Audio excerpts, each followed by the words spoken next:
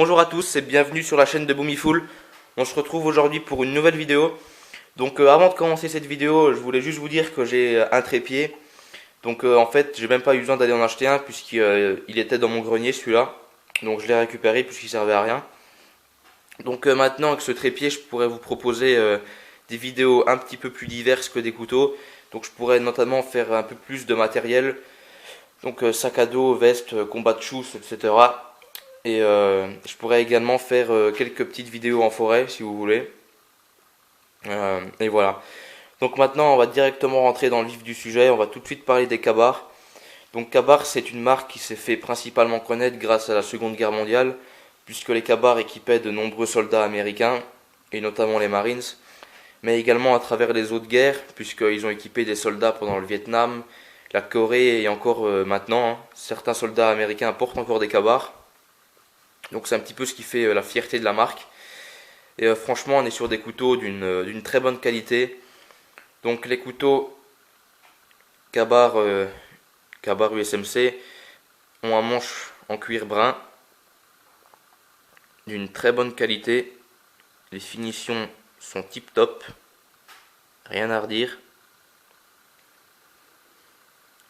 La lame est en acier carbone 1095 avec un revêtement noir et une lame d'à peu près 4 mm d'épaisseur, je dirais. Et également le pommeau ici qui peut servir de zone de frappe ou de marteau. Il a été conçu pour ça, c'est pour ça qu'il est rond et assez large. Et voilà, donc c'est pareil pour tous les Ka-Bar au niveau du manche et de la lame. Dans les Ka-Bar qui sont présentés ici, hein, donc ils ont tous le manche en cuir et la lame en acier carbone 1095. Maintenant, il y a juste les tailles qui diffèrent. Donc vous avez ici deux gros modèles, un petit ici et le petit ici qui ne m'appartient pas, qui est à mon père. Donc ce modèle-là, il a à peu près 15 ans. Et mon père a enlevé le revêtement noir qu'il y avait sur la lame. Il a enlevé le revêtement qu'il y avait sur la garde et sur le pommeau. Et le manche s'est noirci avec le temps.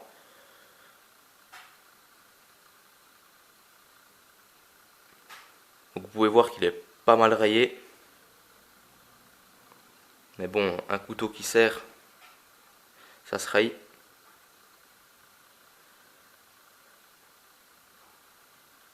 Vous voyez ici le marquage USA, parce que ça c'est le modèle tout simple, classique USA. Autrement, sur les modèles à moi, vous avez le marquage USMC.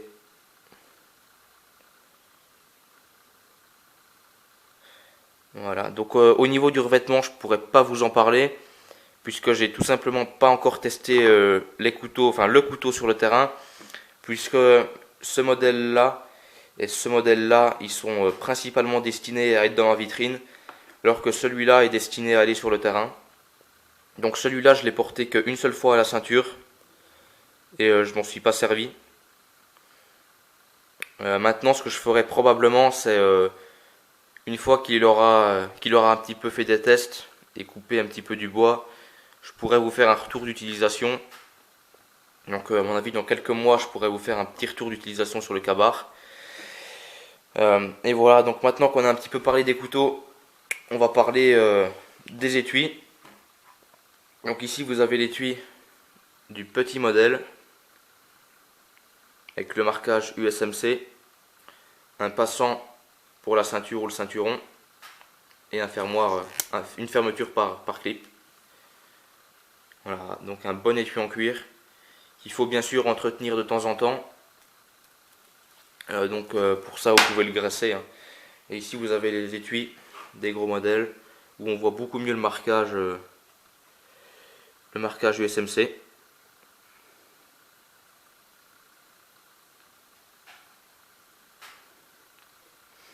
Voilà, donc le même type de fermeture et un passant pour la ceinture ou le ceinturon, bien large. Donc honnêtement, là, ça va sur vraiment tous les types de ceinturons et tous les types de ceintures.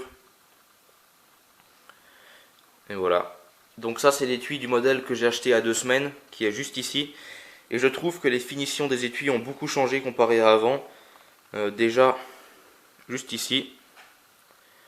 Vous voyez, là on voit qu'il y a un espèce de petit trou, alors qu'il n'est pas présent sur l'autre modèle. Et également, quand on passe le doigt sur l'étui, on sent des espèces de... On voit pas à la caméra, mais quand on passe le doigt, au niveau des rivets, on sent comme des espèces de boules. Alors que sur les anciens étuis, ce n'est quasiment pas présent. Vous voyez donc ici un passant pour mettre de la paracorde ou un lacet en cuir. Idem pour celui-ci. Donc les coutures sont très bien réalisées. Il n'y a aucun problème là-dessus. Hormis le fait, donc là on voit un petit peu à la caméra, vous voyez, au niveau des rivets, ces espèces d'excès de cuir qu'il y a, qui ne sont presque pas présentes sur les anciens étuis, du moins en laissant à peine. Bon, évidemment, ce que je vous dis, c'est qu'un détail. Maintenant, un autre petit défaut de nouveau Ka-Bar, c'est que à ce niveau-ci, donc je vais mettre le couteau comme ça, vous voyez, il y a un tout petit peu qui dépasse, donc c'est rien du tout, hein, c'est à peine 1 millimètre. Le problème, c'est qu'à force de rentrer et de sortir le couteau de l'étui en cuir, vous allez l'abîmer, alors que sur l'autre modèle, je vais vous montrer, vous voyez, c'est beaucoup mieux fini. Et quand vous allez rentrer le couteau dans le cuir, vous n'allez pas du tout l'abîmer, quoi. Donc on voit juste un petit peu les traces de la garde, ce qui est tout à fait normal. Et voilà. Donc une coupe en sortie de boîte qui est plus que correcte. Donc pour vous le prouver, j'ai pris une feuille. Vous voyez, donc il n'y a pas besoin de plus, hein. Honnêtement, pour aller en forêt et couper du bois, c'est déjà largement suffisant. Donc on est encore un petit peu plus pour le plaisir. Voilà, là c'est de ma faute. Là voilà, donc une coupe en sortie de boîte qui est plus que suffisante. Donc honnêtement, pour tout ce qui va être travaux en forêt, c'est nickel. Donc faites peut-être juste attention si vous faites du bâtonnage, étant donné que c'est une soie traversante. Donc on la voit, vous voyez, juste là. Je ne suis pas en train de dire que si vous allez un petit peu bâtonner, ça va casser tout de suite. Maintenant, si vous venez vraiment à prendre des grosses sections, à commencer à faire levier avec le couteau et tout ça, il y aurait un petit risque que la lame commence à se plier au niveau de la garde. Maintenant, il faut déjà vraiment bien y aller pour plier un couteau. Mais bon, il y a quand même des artistes qui je pense, arriveraient à le faire. Donc voilà. Donc c'était une revue très courte sur les Ka-Bar. Tout simplement parce qu'il n'y a pas grand chose à dire sur ces couteaux, hein. C'est vraiment des couteaux très classiques. Donc manche en cuir, lame carbone. Donc bon, pour l'instant, ça ne demande pas beaucoup d'entretien, étant donné que déjà il y en a 2 qui restent en vitrine. Il y a juste les modèles, si vous achetez un Ka-Bar et que vous le prenez sur le terrain, à force, avec le temps, donc les manches en cuir sont traitées, mais évidemment c'est du cuir, donc ça se graisse. Donc graissez-le de temps en temps. Et idem pour la lame, comme c'est un acier carbone, de temps en temps mettez un peu d'huile dessus.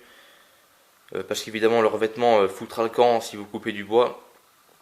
Donc mettez un petit peu d'huile de temps en temps sur vos couteaux. Ça fait pas de tort. Idem pour les étuis. C'est du cuir. Donc il faut les graisser de temps en temps. Pas non plus commencer à tartiner de la graisse comme un malade sur les étuis, mais un tout petit peu, ça peut pas faire de mal de toute façon. Donc voilà, donc c'était vraiment une revue très courte sur les Ka-Bar.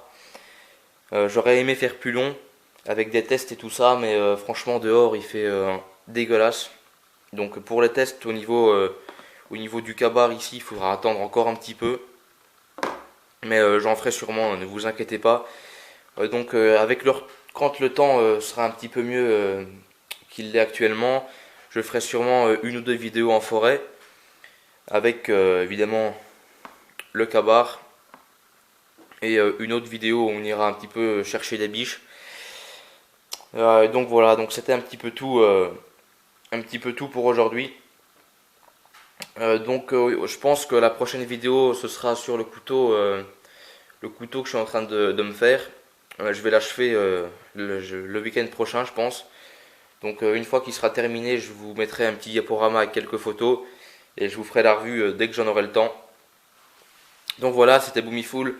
Je vous souhaite une bonne soirée ou une bonne après-midi, ça dépend quand est-ce que vous regarderez la vidéo.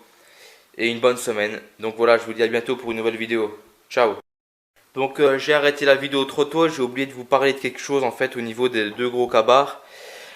Donc comme je vous l'ai dit, celui-là je l'ai acheté il y a 2 semaines. Mais celui-là je l'ai acheté il y a à peu près 2 ans et demi je pense. Et depuis il y a deux trois petits trucs qui ont changé sur les cabars. Donc sur les gros modèles du moins. Donc déjà au niveau de la gorge, vous pouvez constater que sur l'ancien modèle, elle est beaucoup plus longue que sur le nouveau. Sur le nouveau, elle est beaucoup plus courte, mais beaucoup plus large. Et j'ai l'impression qu'elle est un petit peu plus profonde aussi. Au niveau du manche, il y a aussi une bonne différence. Ils ont affiné le manche en fait sur le nouveau modèle. Donc sur l'ancien modèle, moi je suis pas du tout à l'aise avec la prise en main. J'ai l'impression que le couteau tient pas, qu'il va se barrer. Alors que sur le nouveau, comme ils ont affiné le manche par rapport à l'ancien, on a vraiment une prise en main qui est parfaite. Et une fois que j'ai le couteau en main, j'ai l'impression qu'il ne veut plus bouger. Donc j'ai pas encore testé avec des gants. Mais je vous dirai tout ça dans le retour d'utilisation que je ferai. Également un changement qui est au niveau de la garde. Donc elle est fine sur l'ancien modèle. Et sur le nouveau, elle est légèrement plus épaisse. Bon, c'est pas de l'ordre du millimètre, mais on voit quand même qu'elle est beaucoup plus épaisse sur le nouveau que sur l'ancien. Autrement, c'est les principales différences qu'ils ont fait dessus. Donc il y a juste ça qui change, l'épaisseur de la lame est exactement la même. Maintenant, c'est à vous de voir ce que vous préférez, parce que vous pouvez constater que sur l'ancien modèle, le pommeau est beaucoup moins ressortant que sur le nouveau. Donc moi honnêtement ça ne me gêne pas du tout, étant donné que les couteaux font le même travail, donc c'est un détail quoi. Moi franchement ça me gêne pas. Maintenant si vous voulez acheter un kabar USMC, essayez de vous renseigner pour savoir quel modèle c'est, étant donné qu'il y a quand même 2-3 petits trucs qui changent. Mais comme ça au moins vous serez au courant et j'aurai quand même fait une vidéo complète. Voilà. Donc ce coup-ci je pense avoir tout dit. Donc je vous dis à bientôt pour une nouvelle vidéo. A plus.